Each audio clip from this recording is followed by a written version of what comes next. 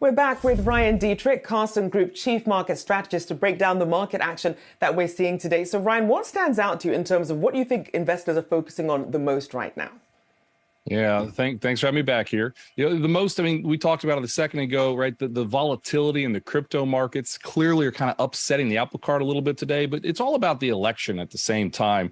And let's be honest, right? We've got some gridlock. We don't know all the seats quite yet.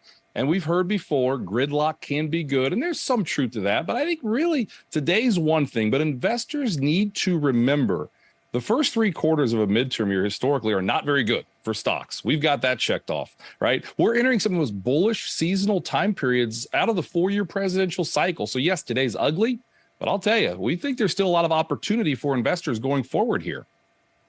Ryan, good to see you. But conventional wisdom leading up was simply this: divided government is good for the markets, and divided government still looks like, in all likelihood, a given, being that you've got a Democratic president, a Republican House, and no matter how the Senate goes, we're still going to have divided government in some form. So shouldn't the markets like what they're seeing? Yeah, you think they should. Then again, we had some buying, right? We had that big winning streak coming into this. We had a 14% rally in the Dow in October. So not minimizing today, but, maybe it's some sell the news type of mentality. And on that 14% monthly gain on the Dow last month, that was the best October ever, one of the greatest single months ever. When you look at that, the future returns, guys, 6 and 12 months later are extremely strong. It's suggesting that buying pressure in October wasn't just some little blip. It might have been the kickoff to some potential substantial gains still. And Ryan, we know we started off 2022 with a rough start for the markets. How do you see us finishing? And you talked about some of the opportunities there. Where are they? Yeah, we'd be optimistic still that stocks would be a good deal higher than they are right now. We're looking at potentially 7 of the last 19 bear markets ending in October, assuming this one just did. November is the best month since 1950. It's the best month the last 10 years, and the second best month in a midterm year. And then, of course, Santa Claus rally potentially. So it might all come down to this, though. Put a bow on this. We need to see some better inflation data, and maybe it starts tomorrow. Look at rents. Rents actually were down month over month, the most in history last month, and used car prices down over 10% the last year. Those things were 2 big headwinds for inflation, and we think they're going to start to be tailwinds going forward. So we'll see what tomorrow's number brings, but it's going to be a big one, and it could be the kickoff really to an end-of-year rally if inflation starts to come back to earth. Boy, yeah, that number tomorrow is just entirely pivotal in terms of the direction ahead. What is your expectation aside from the car element you just mentioned? Do you think we'll still come in relatively hot?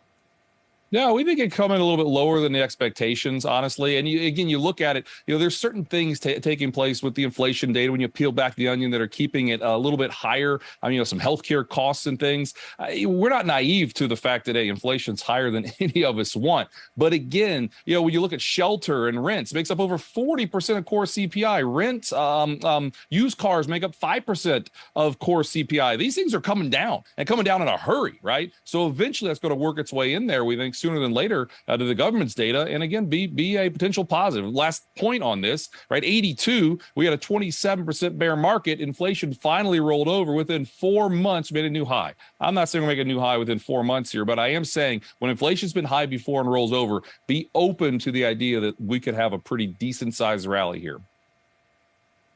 And Ryan, obviously, with a lot of talk about recession coming in perhaps at the first half of next year, and traditionally the third year of a presidential year is supposed to be the strongest. But when you factor in the Fed and you factor in some of the stickier aspects of inflation, how is this looking from an investor sentiment perspective?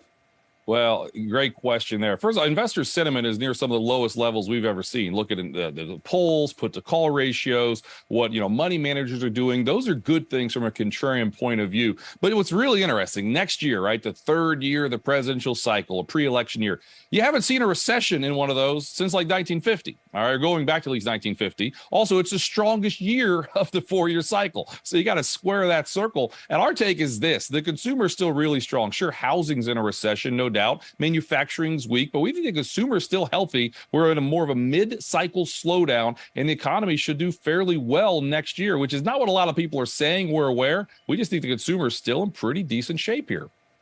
You know, it's interesting. We hear so many historical comparisons around this time of year, but how relevant are they given we've got a war in Ukraine, we've got continued China COVID lockdowns, and we've got, yes, inflation at a 40-year high? So are all of them, are they really irrelevant at this point? Wouldn't say they're irrelevant. That's a good point, though. I mean, what are the four most dangerous words? Sir John Templeton. This time is different, right? That's what he told us many years ago. And there are all these worries. But I'll tell you what, you look at like a 1962, you look at 1974, you look at 1982, 2000. What I'm getting at, terrible starts to years in bear markets with really horrible news. I mean, no question. There have been terrible news this year, absolutely.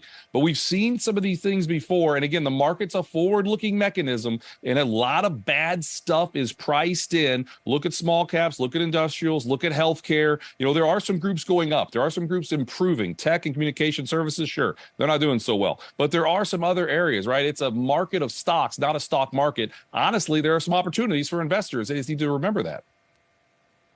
You want to give us one of those opportunities before you go?